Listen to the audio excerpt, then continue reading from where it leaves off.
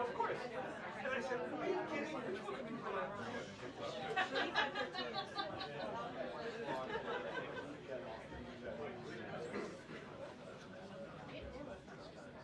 All right, guys, this is the first briefing.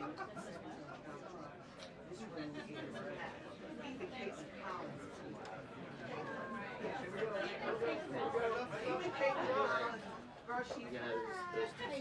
right. No matter which one. No, up to you guys. I would not be surprised. This is the case.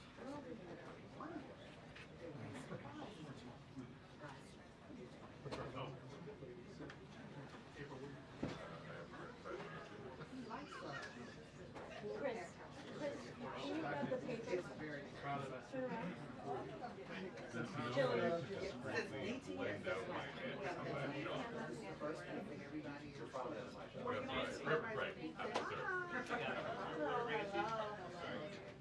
We're here to report. Did y'all like that? Okay. I'm tweeting it. Well, no, I'm IGing it.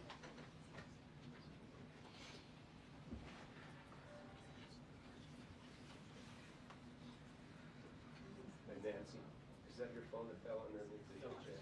Oh, good, probably. Yeah.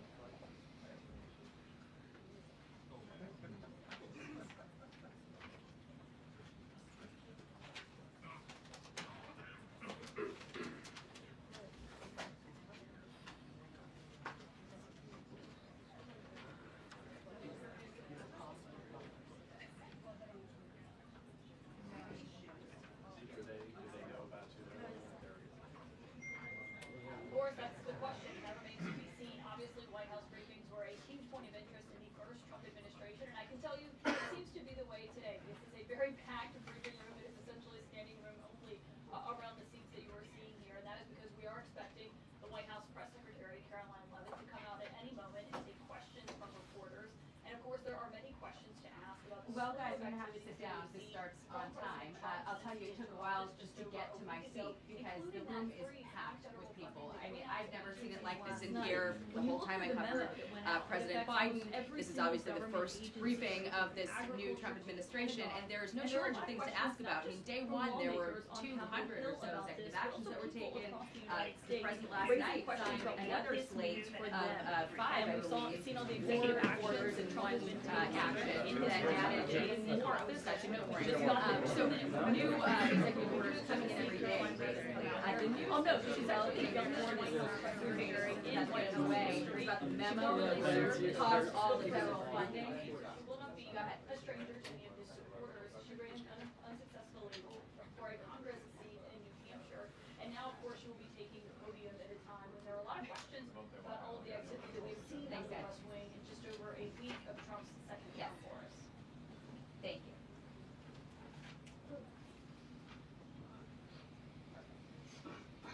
Thank you.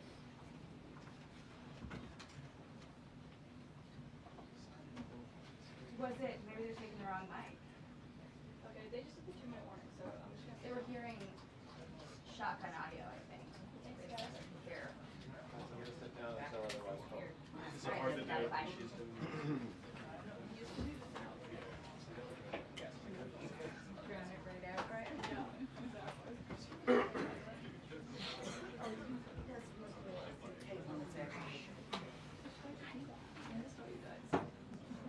Oh my God, Mike Allen. This is really good.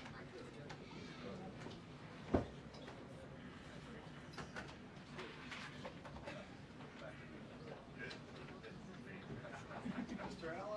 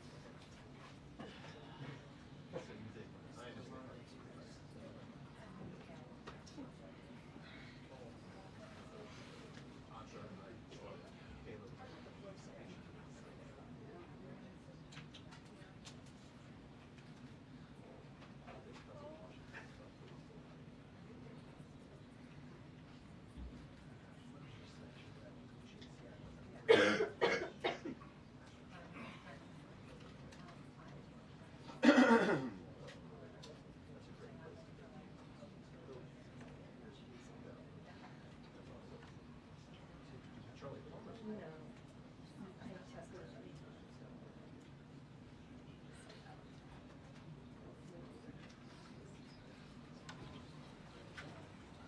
not it.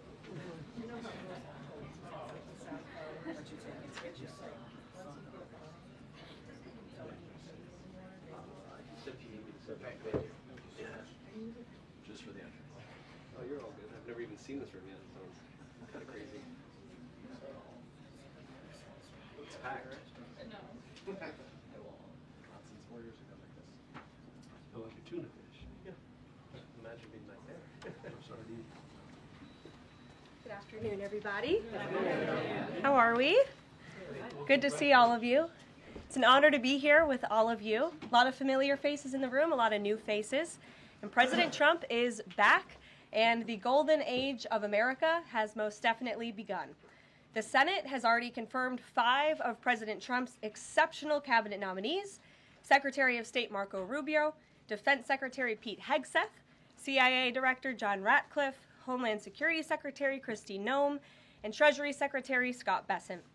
It is imperative that the Senate continues to confirm the remainder of the president's well-qualified nominees as quickly as possible. As you have seen during the past week, President Trump is hard at work fulfilling the promises that he made to the American people on the campaign trail. Since taking the oath of office, President Trump has taken more than 300 executive actions, secured nearly $1 trillion in U.S. investments, deported illegal alien rapists, gang members, and suspected terrorists from our homeland, and restored common sense to the federal government. I want to take a moment to go through some of these extraordinary actions. On day 1, President Trump declared a national emergency at our southern border to end the 4-year-long invasion of illegal aliens under the previous administration. Additionally, President Trump signed an executive order to end catch and release and finish construction of his effective border wall. By using every lever of his federal power, President Trump has sent a loud and clear message to the entire world. America will no longer tolerate illegal immigration, and this president expects that every nation on this planet will cooperate with the repatriation of their citizens. As proven by this weekend, when President Trump swiftly directed his team to issue harsh and effective sanctions and tariffs on the Colombian government, upon hearing they were denied a U.S. military aircraft full of their own citizens who were deported by this administration. Within hours, the Colombian government agreed to all of President Trump's demands, proving America is once again respected on the world stage. So, to foreign nationals who are thinking about trying to illegally enter the United States, think again. Under this president, you will be detained and you will be deported. Every day, Americans are safer because of the violent criminals that President Trump's administration is removing from our communities. On January 23rd, ICE New York arrested a Turkish national for entry without inspection who is a known or suspected terrorist. On January 23rd, ICE San Francisco arrested a citizen of Mexico unlawfully present in the United States who has been convicted of continuous sexual abuse of a child aged 14 years or younger. ICE St. Paul has arrested a citizen of Honduras who was convicted of 4th-degree criminal sexual conduct with a minor. ICE Buffalo arrested a citizen of Ecuador who has been convicted of rape. ICE Boston arrested a citizen of the Dominican Republic who has a criminal conviction for 2nd-degree murder. This criminal was convicted of murder for beating his pregnant wife to death in front of her 5-year-old son. And ICE St. Paul also arrested a citizen of Mexico who was convicted of possessing pornographic material of a minor on a work computer. These are the heinous individuals that this administration is removing from American communities every single day, and to the brave state and local law enforcement officers, CBP, and ICE agents who are helping in the facilitation of this deportation operation, President Trump has your back, and he is grateful for your hard work. On the economic front, President Trump took immediate action to lower costs for families who are suffering from 4 long years of the Biden administration's destructive and inflationary policies.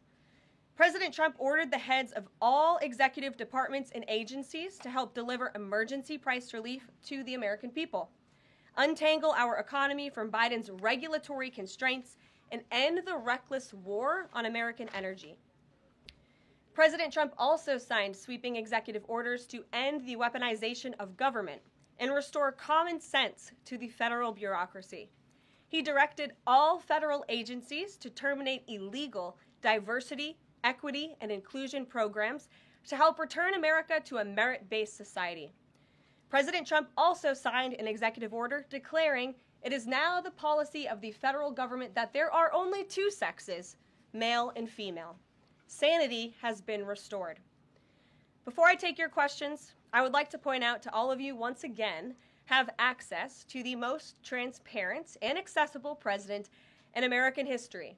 There has never been a president who communicates with the American people and the American press corps as openly and authentically as the 45th and now 47th president of the United States. This past week, President Trump has held multiple news conferences, gaggled on Air Force One multiple times, and sat down for a two-part interview on Fox News, which aired last week. As Politico summed it up best, Trump is everywhere again. And that's because President Trump has a great story to tell about the legendary American revival that is well underway. And in keeping with this revolutionary media approach that President Trump deployed during the campaign, the Trump White House will speak to all media outlets and personalities, not just the legacy media who are seated in this room. Because according to recent polling from Gallup, Americans' trust in mass media has fallen to a record low. Millions of Americans, especially young people, have turned from traditional television outlets and newspapers to consume their news from podcasts, blogs, social media, and other independent outlets. It's essential to our team that we share President Trump's message everywhere and adapt this White House to the new media landscape in 2025. To do this, I am excited to announce the following changes will be made to this historic James S. Brady briefing room, where Mr. Brady's legacy will endure. This White House believes strongly in the First Amendment, so it's why our team will work diligently to restore the press passes of the 440 journalists whose passes were wrongly revoked by the previous administration. We're also opening up this briefing room to new media voices who produce news-related content and whose outlet is not already represented by one of the seats in this room. We welcome independent journalists, podcasters, social media influencers, and content creators to apply for credentials to cover this White House. And you can apply now on our new website, whitehouse.gov/new media. Starting today, this seat in the front of the room, which is usually occupied by the press secretary's staff, will be called the new media seat. My team will review the applications and give credentials to new media applicants who meet our criteria and pass United States Secret Service requirements to enter the White House complex. So in light of these announcements, our first questions for today's briefing will go to these new media members whose outlets, despite being some of the most viewed news websites in the country, have not been given seats in this room. And before I turn to questions, I do have news directly from the President of the United States that was just shared with me in the Oval Office from President Trump directly, an update on the New Jersey drones. After research and study, the drones that were flying over New Jersey in large numbers were authorized to be flown by the FAA for research and various other reasons.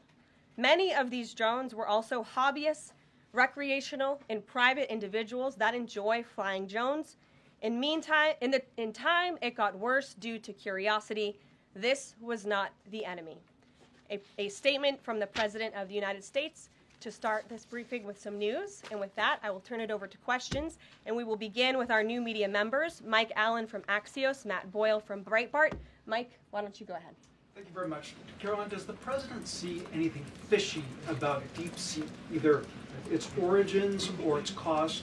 And could China's ability to make these models quicker, cheaper, affect our thinking about expanding generation data centers, chip manufacturing? Sure. The president was asked about DeepSeek last night on Air Force One when he gaggled for, I think, the third or fourth time throughout the weekend with members of the traveling press corps. The president said that he believes that this is a wake-up call to the American AI industry. The last administration sat on their hands and allowed China to rapidly develop this AI program.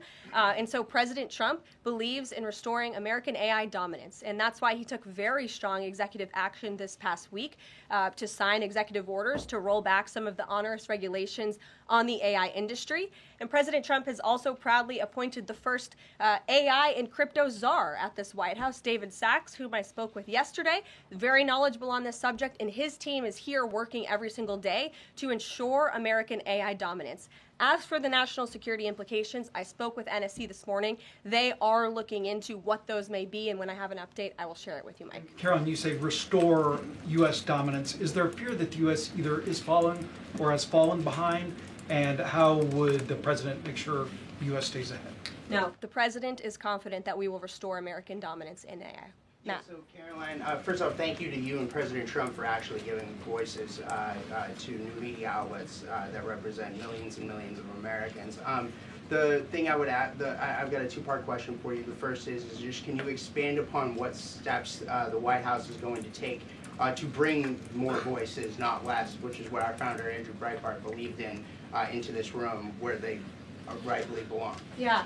Absolutely. And as I said in my opening statement, Matt, it is a priority of this White House to honor the First Amendment. And it is a fact that Americans are consuming their news media from various different platforms, especially young people. And as the youngest press secretary in history, thanks to President Trump, I take great pride in opening up this room to new media voices to share the president's message with as many Americans as possible. In doing so, number one, we will ensure that outlets like yours, Axios and Breitbart, which are widely respected and viewed outlets, have an actual seat in this room every day. We also, again, encourage anybody in this country, whether you are a TikTok content creator, a blogger, a podcaster, if you are producing legitimate news content, no matter the medium, you will be allowed to apply for press credentials to this White House. And as I said earlier, our new media website is whitehouse.gov/new media.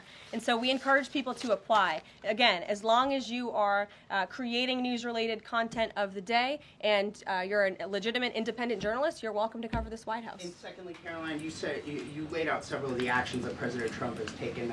Obviously, it's a stark contrast to the previous administration of breakneck speed from President Trump.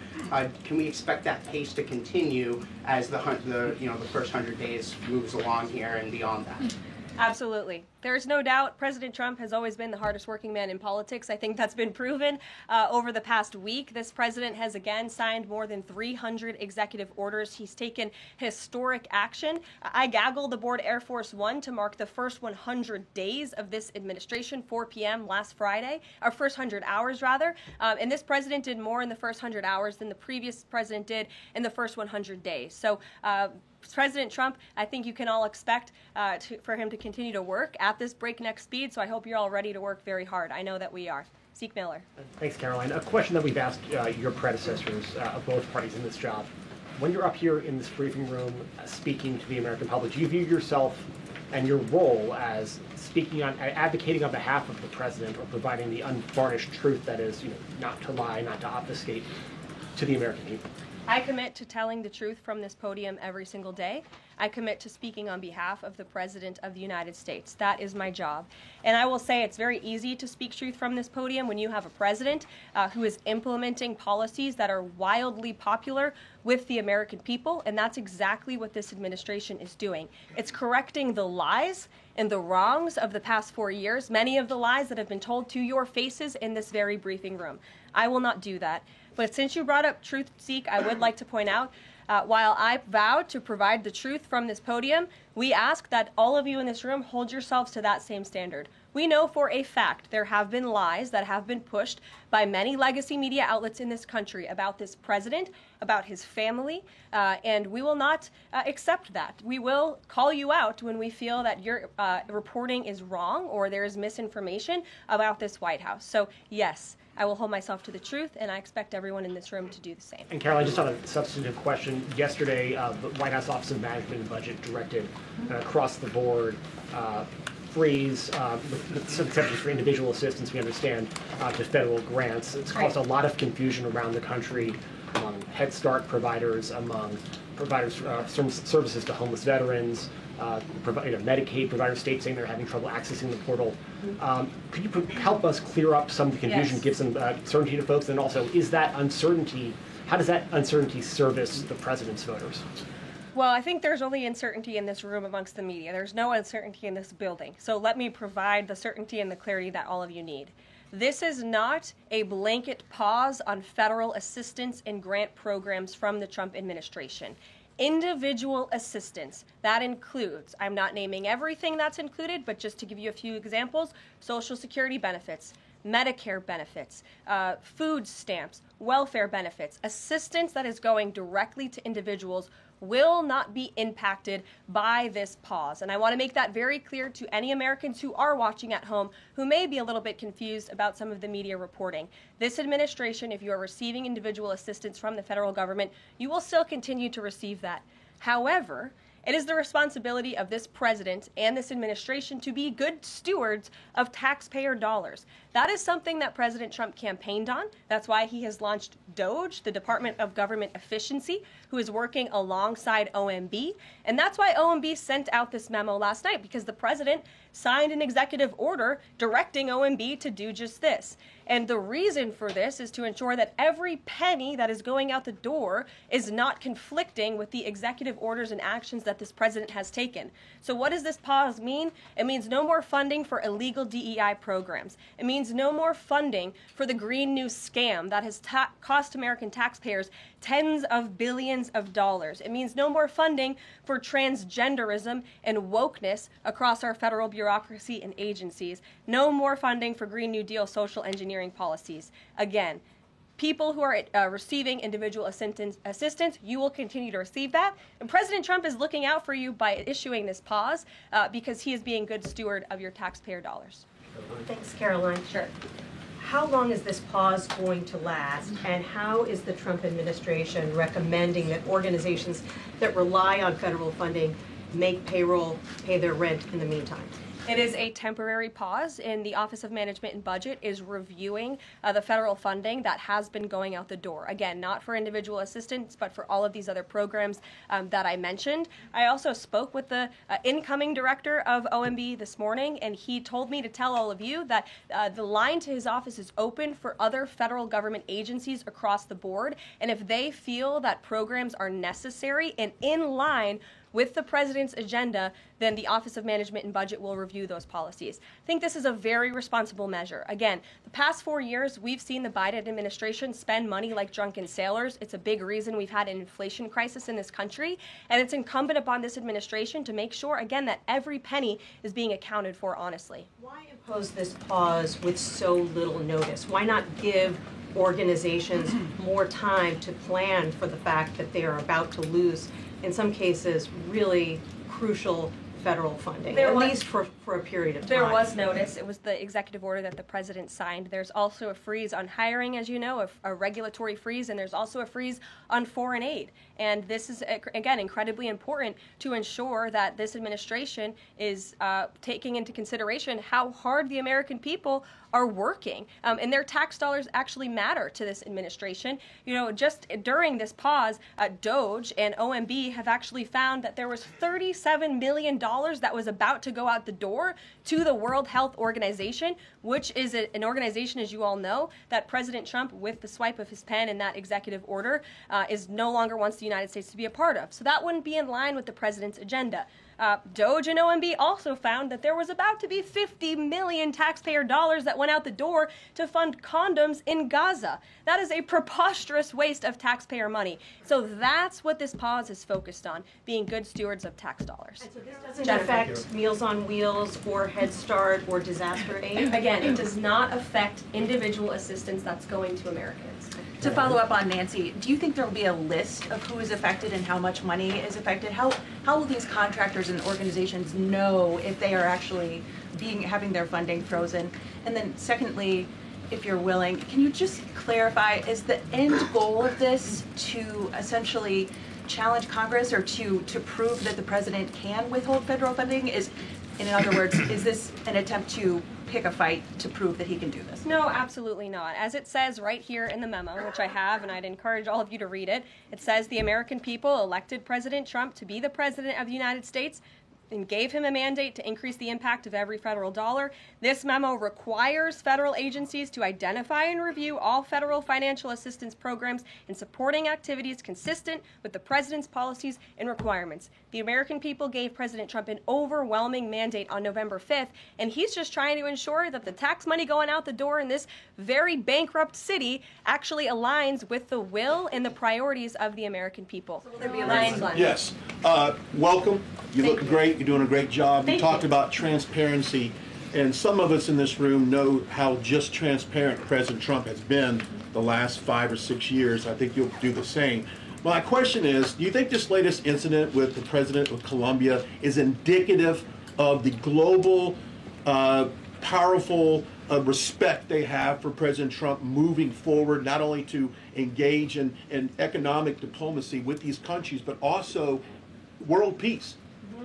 Absolutely. I'll echo the answer that the president gave on Air Force One last night when he was asked a very similar question by one of your colleagues in the media. This signifies peace through strength is back.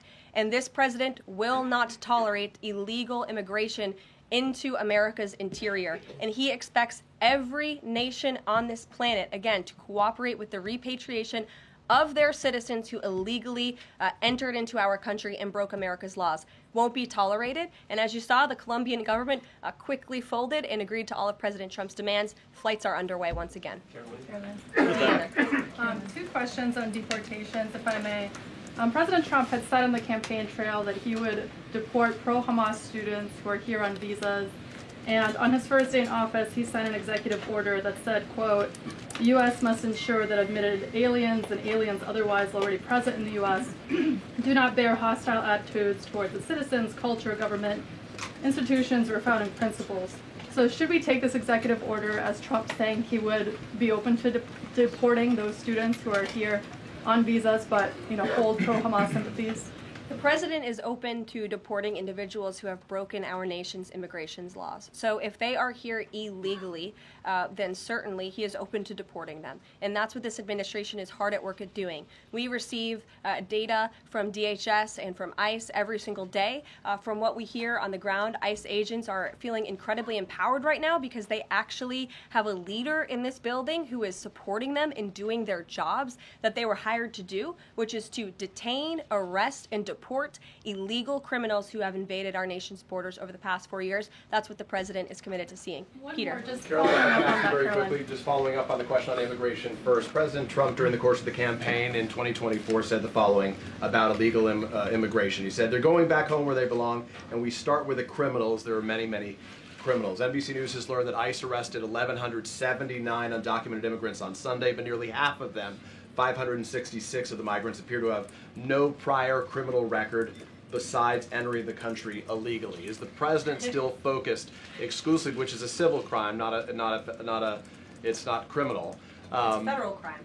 So I'm asking though, he said he was going to focus on those violent offenders first. So is violent offenders no longer the predicate for these people to be deported? The president has said countless times on the campaign trail, I've been with him at the rallies, I know you've been there covering them too, Peter, that he is focused on launching the largest mass deportation operation in American history of illegal criminals. And if you are an individual, a foreign national, who illegally enters the United States of America, you are by definition a criminal, and so therefore you are subject to deportation. I apologize for interrupting. So to be clear, it's not violent criminals do not receive precedence in terms of the deportations taking place. The president has also said two things can be true at the same time. We want to deport illegal criminals, illegal immigrants from this country, but the president has said that, of course, the illegal criminal drug dealers, the rapists, the murderers, the individuals who have committed heinous acts on the interior of our country and who have terrorized law-abiding American citizens, absolutely, those should be the priority of ICE, but that doesn't mean that the other illegal criminals who entered our nation's borders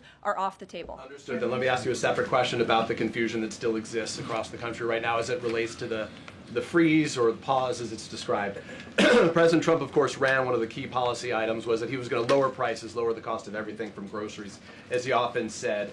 But in many of the cases, it would seem that some of these moves could raise prices for real Americans on everything from low-income heating, that program, child care programs. Will nothing that the president's doing here in terms of the freeze in these programs raise prices on ordinary Americans? What particular actions are you referring to that I'm would... referring to LHEAP right now. That's the low-income heating program, for example. We can talk about, there's no clarity, so I could refer to a lot of them. We don't know what they are specifically. Can you tell us that LHEAP, that LIHEAP is not one of those affected? So you're asking a hypothetical based on programs that you can't even identify. No, I just identified. What I can tell well, you just to be is that clear, since you guys haven't identified, let's do it together, just for Americans at home. Medicaid, is that affected? I gave you a list of examples: Social Security, Medicare, welfare benefits, food stamps that will not be impacted by this federal pause. I can get you the full list after this briefing from the Office of Management and Budget. But I do want to address the cost cutting. Because that's certainly very important, and cutting the cost of living in this country. President Trump has taken historic action over the past week to do that. He actually signed a memorandum to deliver emergency price relief for American families, which took a number of actions. I can walk you through those. He also repealed many onerous Biden administration regulations. We know over the past 4 years, American households has been essentially taxed $55,000 in regulations from the previous administration. President Trump, with the swipe of his pen, rescinded those, which will ultimately put more money back in the pockets of the American people. So deregulation is a big deal. And then when it comes to energy, I mean, the president signed an executive order to declare a national energy emergency here at home, which is going to make America energy dominant. We know that energy is one of the #1 drivers of inflation. And so that's why the president wants to increase our energy supply to bring down costs for Americans. The Trump energy boom is incoming, and Americans can expect that. Please share that. Thank you. Karoline, I think some of the confusion I think may be here with this pause on federal funding. You've made it clear you're not stopping funds that go directly to individuals, but there certainly are lots of organizations that receive funding and then may pass along a benefit. Meals on Wheels, for one. They provide meals for over 2.2 million seniors. What is the president's message to Americans out there, many of whom supported him and voted for him, who are concerned that this is going to impact them directly, even if, as you said, the funding isn't coming directly to their wallet? I have now been asked and answered this question 4 times. To individuals at home who receive direct assistance from the federal government, you will not be impacted by this federal freeze. In fact, OMB just sent out a memo to Capitol Hill with Q&A to clarify some of the questions and the answers that all of you are asking me right now. Again, direct assistance will not be impacted. I've been asked and answered about this OMB memo. There's many other topics of the day. Jackie Heinrich. Indirect assistance, Karoline, if it's going to another organization and then trickling down.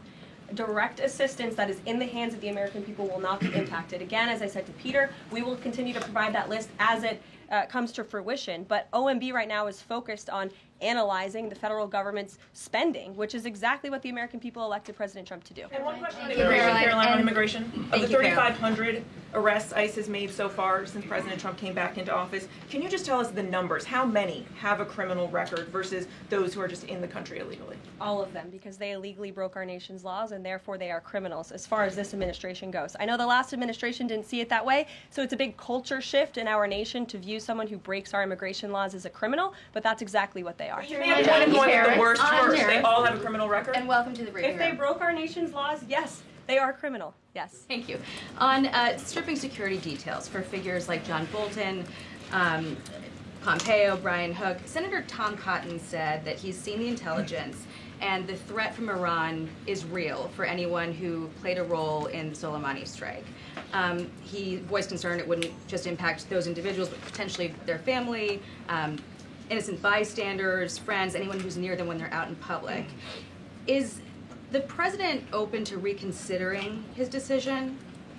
The president was asked and answered this yesterday, and he was firm in his decision despite some of the comments that you had referenced. And he's made it very clear that he does not believe American taxpayers should fund security details for individuals who have served in the government for the rest of their lives. And there's nothing stopping these individuals that you mentioned from obtaining private security. That's where the president stands on it. I have no updates on that. Is there any concern that this decision might jeopardize the administration's ability to hire the best advisors for these kinds of positions in the future? No, in fact, I've talked to the Presidential Personnel Office, who has told me directly that there is such an influx of resumes for this administration that it's incredibly overwhelming. There is no lack of talent for the Trump administration. Would he take any responsibility if anything happened to these people? Would he feel at all that his decision was a factor in that? The president was asked and answered this yesterday. I defer you to his Thanks, comments. Karoline. Reagan, since you're in the back row, I hear you. The back row hasn't gotten much attention in the last 4 years, so I'm happy to answer your question. And I can project.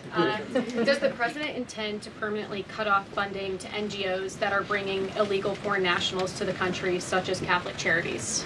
I am actually quite certain that the president signed an executive order that did just that, and I can point you to that. More, Karoline, President Trump issued an executive order on increased vetting for refugees in visa applications. Right. Part of that order was considering an outright ban for countries that have deficient screening processes.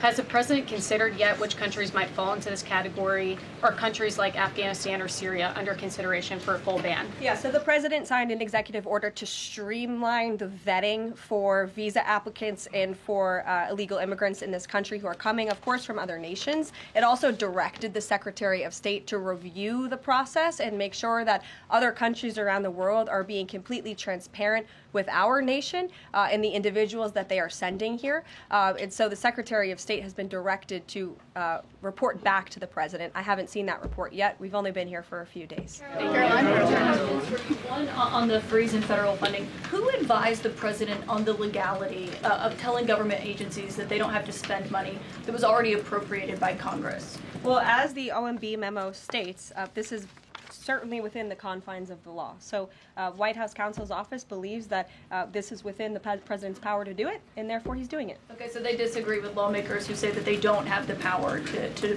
freeze this funding. Again, I would point you to the language in the memo that clearly states this is within the law. And on what happened on Friday night, the administration fired several inspectors general without giving Congress the 30-day legally required notification that they were being fired. I think only 2 were left at DHS and the DOJ. And then yesterday we saw several prosecutors, I believe 12, fired from the Justice Department who worked on the investigations into the president. As you know, they are career prosecutors, therefore they are afforded civil service protections. How is the administration deciding which laws to follow and which ones to ignore? So it is the belief of this White House and the White House counsel's office that the president was within his executive authority to do that. He is the executive of the executive branch, and therefore he has the power to fire anyone within the executive branch that he wishes to. There's also a case that went before the Supreme Court in 2020, Scala Law LLC versus the Customs, Bureau Protection. I would advise you to look at that case, and that's the legality that this White House was resting on. So you're confident that if they bring lawsuits against you, those prosecutors who were fired, that they will succeed? We will win in court. And yes. Did he personally direct this, given they worked on the classified documents investigation and the election interference investigation? This was a memo that went out by the Presidential Personnel Office, and the president is the leader of this White House. So yes. Yes. Karoline. Karoline? Sure. Thank you. Congrats on your first day behind the podium. Thank you. President Trump ended funding for UNRWA and also designated the Houthis a foreign terrorist organization. That's right. Both were decisions that the previous administration had reversed. So here's my question. Will there be an investigation into who gave the previous administration this terrible advice? Well, that's a very good point. I haven't heard discussions about such an investigation, but it wouldn't be a bad idea considering that the Houthis certainly are terrorists. They have launched attacks on U.S. naval ships across this world, and so I think it was a very wise move by this administration to redesignate them as a terrorist group, because they are, and I think it was a foolish decision by the previous administration to do so. As for an investigation, I'm not sure about that, but it's not a bad idea. Josh. Thank you for the question. I appreciate it. Can you give us an update on the president's plans for his tariff agenda. He spoke a lot about this yesterday, and there's a couple of dates coming up that he's spoken to. Number one, February 1st, he's alluded to both the potential for tariffs for Canada and Mexico, but also China to take effect on those days. What's he thinking about that? Yeah. Should those countries expect that? Again, he was asked and answered this question this past weekend when he took a lot of questions from the press, and he said that the February 1st date for Canada and Mexico still holds. What about the China 10% tariff that he also had mused about last Tuesday going into effect on the same day? Yeah, the president has said that he is very much still considering that for February 1st. Yesterday he talked also about sectoral tariffs on, for instance, pharmaceuticals as well as semiconductor computer chips. He talked about steel, aluminum, and copper. What's the timeline on those? Is that a similar sort of coming days thing? Or? Yeah, so when the president talked about that in his speech yesterday, that actually wasn't a new announcement. That was within a presidential memorandum that he signed in one of the first days here in the White House on his America First trade agenda. So there's more details on those tariffs in there. As far as a date, I don't have a specific date to read out to you, but the president is committed to implementing tariffs effectively, just like he did in his first term. Finally, he also was asked on the plane when he gaggled about the potential for a universal tariff. He was asked maybe about 2.5%. There was a report about that. He said he wanted much bigger than that. Should we understand that these tariffs would add up? You know, in other words, you might have country-specific tariffs like Canada, Mexico, China. You might have sectoral tariffs like on pharmaceuticals, as well as a potential universal tariff on top of that. Do these stack on one or the other, or would one sort of take precedence over another? All I can point you to is what the president has said on this front. The February 1st date for Canada and Mexico, also the China tariff that he has discussed. He rejected the 2.5% tariff. He said that was a little bit too low. He wants it to be higher. I'll leave it to him to make any decisions on that front. Phil Weigman. What the Mexicans and Canadians have done so far, do you have any comment on whether that has met the bar, what he wants to see on fentanyl? Thank you. I won't get ahead of the president again on advocating to foreign nations on what they should or shouldn't do to get away from these tariffs. The president has made it very clear, again, that he expects every nation around this world to cooperate with the repatriation of their citizens, and the president has also put out specific statements in terms of Canada and Mexico when it comes to what he expects in terms of border security. We have seen a historic level of cooperation from Mexico, but again, as far as I'm still tracking, and that was last night talking to the president directly, February 1st is still on the books. Phil. Thank you, Karoline. Quick programming note and then a question on taxes. In terms of programming, should we expect to see you here every day? How frequently will these press briefings be? It is a good question, April. So look, the president, as you know, is incredibly accessible. First day here, he wanted all of you in the Oval Office. You got a 60-minute press conference with the leader of the free world while he was simultaneously signing executive orders. I may add that's pretty impressive. I don't think the previous office holder would be able to pull such a thing off. So look, the president is the best spokesperson that this White House has, and I can assure you that you will be hearing from both him and me as much as possible. And then a question about tax cuts. The president has promised to extend the tax cuts from the previous term.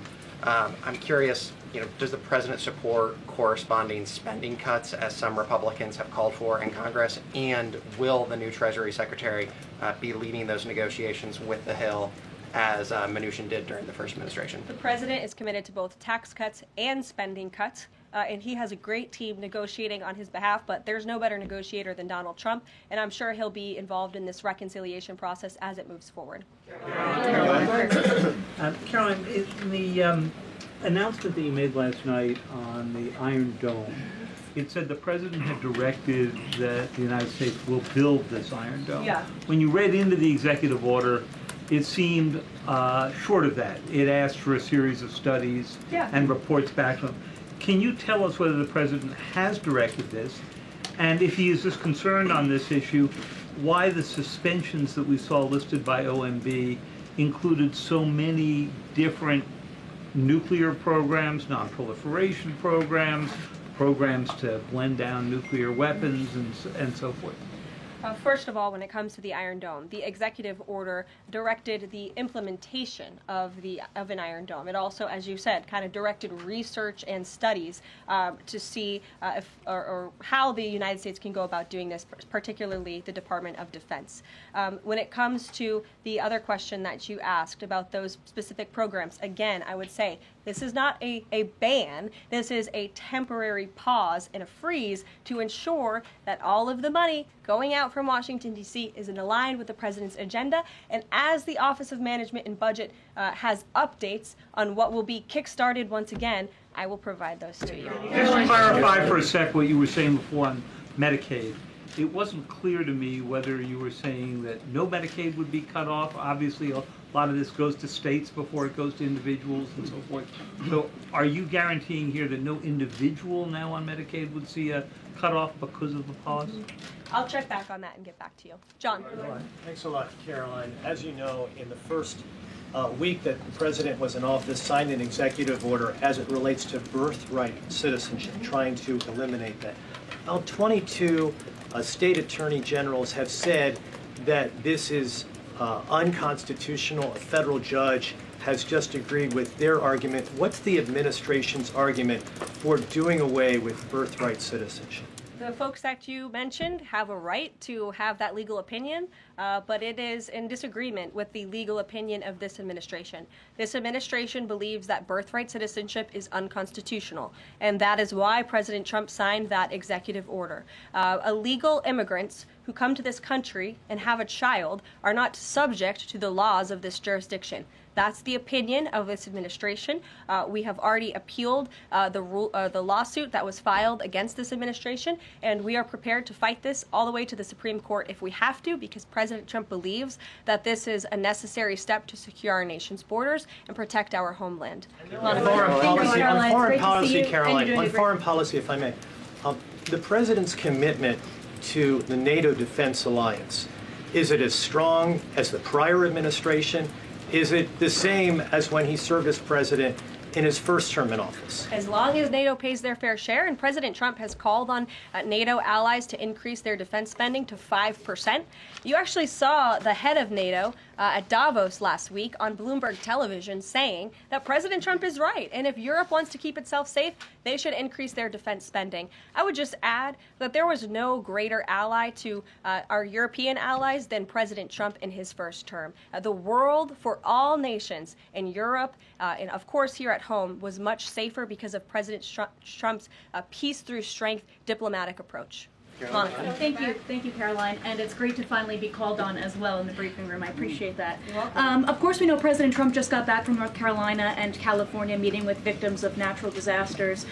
There's the 2-year anniversary of the East Palestine, Ohio toxic train derailment. Does the president have any plans to go visit the victims of that toxic spill, or just visit in general? No plans that I can read out for you here. If that changes, I will certainly keep you posted. What I can tell you is that President Trump still talks about his visit to East Palestine, Ohio.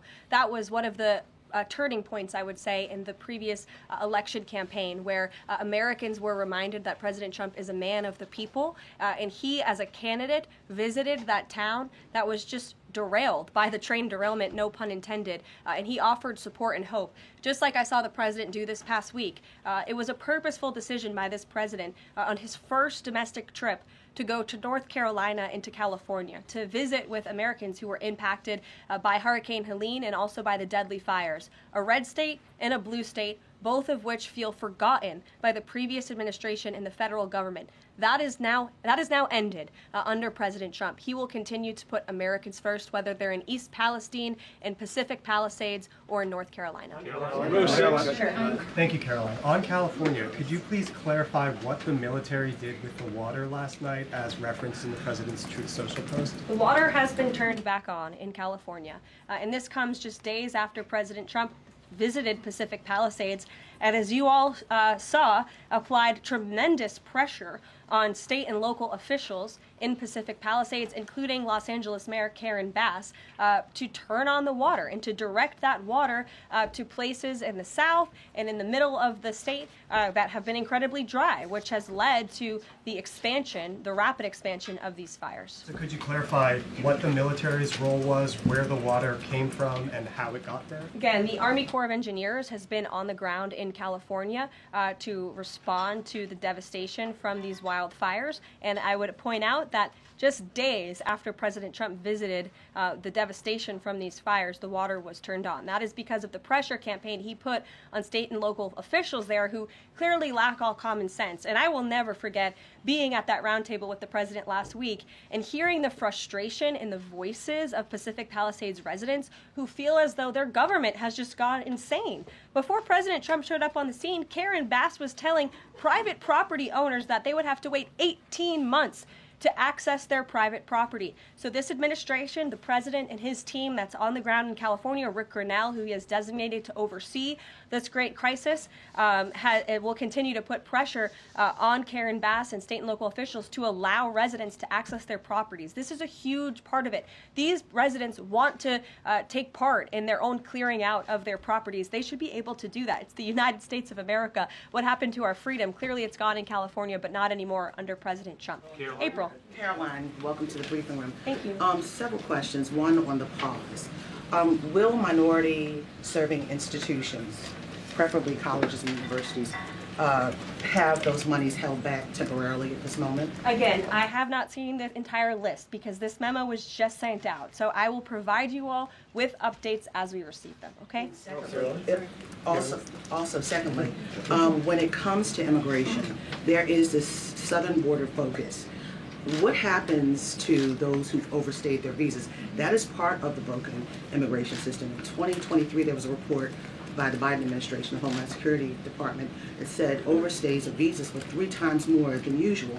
Will there be a focus on the overstays for visas as well?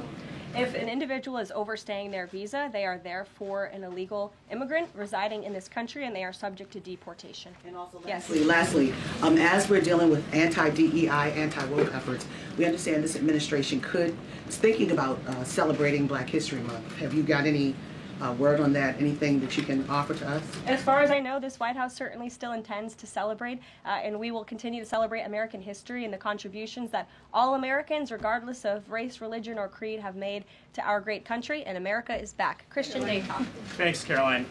Just real quick, you mentioned the inflation executive order the president signed, but egg prices have skyrocketed since President Trump took office, so what specifically is he doing to lower those costs for Americans?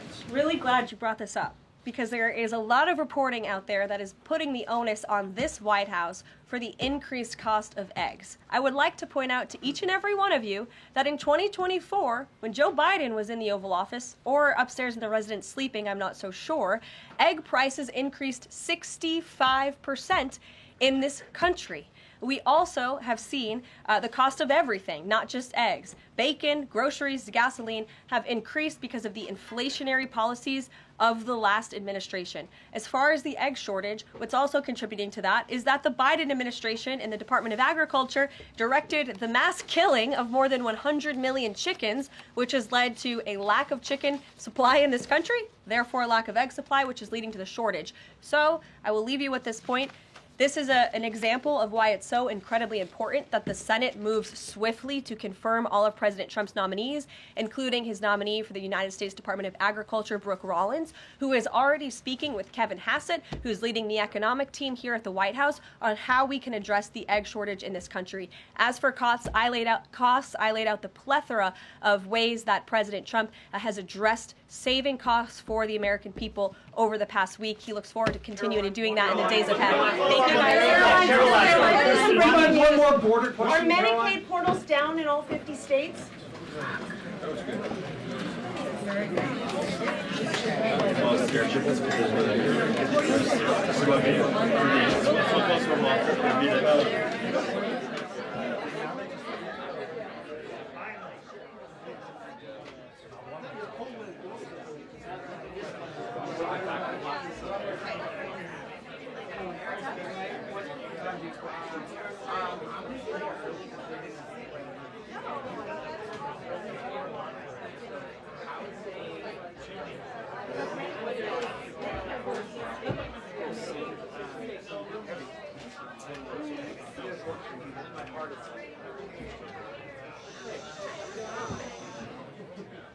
You want me to get a card down for you?